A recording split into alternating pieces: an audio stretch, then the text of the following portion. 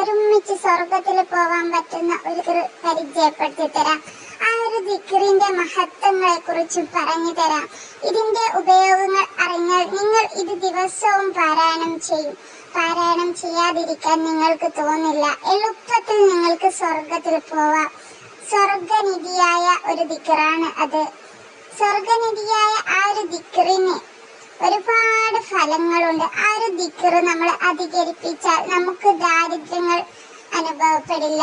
നമ്മൾ പെട്ടെന്ന് സ്വർഗത്തിൽ പോകും. സ്വർഗത്തിലെ മണ്ണ്, ഒരു പിടി മണ്ണ് നമുക്ക് സ്വന്തമാവും എന്നാണ്. ഈ ദിക്ർ 99 രോഗങ്ങളുടെ ഔഷധമാണ്. മിഅ്റാജ് രാവിൽ നബി സല്ലല്ലാഹു അലൈഹി വസല്ലമ ഇബ്രാഹിം അലൈഹിസ്സലാമിനെ കണ്ടുമുട്ടി. ഇബ്രാഹിം അലൈഹിസ്സലാം നബിയോട് പറഞ്ഞു, തങ്ങളുടെ ഉമ്മത്തിന് എന്റെ സലാം പറയുക.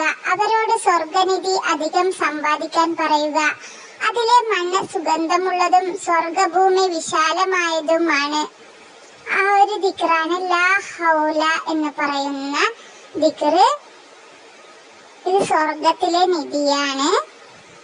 അർശിന്റെ താഴ്ഭാഗത്ത് സ്ഥിതി ചെയ്യുന്ന സ്വർഗനിധികളിൽ ഒന്നാണ് ലാ ഹൗല എന്ന് തുടങ്ങുന്ന ദിക്ർ.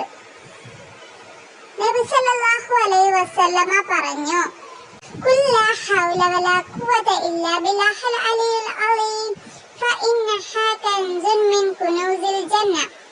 നീ ലാ ഹൗല പറയുക, തീർച്ചയായും അത് സ്വർഗനിധികളിൽപ്പെട്ട ഒരു നിധിയാകുന്നു.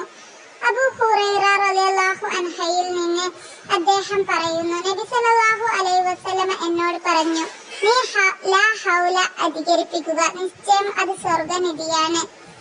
വല്ലവനും ലാ ഹൗല വലാ ഖുവത ഇല്ലാ ബില്ലാഹിൽ അലിയിൽ അലീം വലാ മൽജഅ ഇലൈഹി എന്ന് പറഞ്ഞാൽ ബുദ്ധിമുട്ടുകളുടെ 70 കവാടങ്ങൾ അല്ലാഹു അവനെ തൊട്ട് അടക്കും. അതിൽ ഏറ്റവും താഴ്ന്ന പടിയിലുള്ളതാണ് ദാരിദ്ര്യം. അത് അവനെ തൊട്ട് അല്ലാഹു കാക്കും.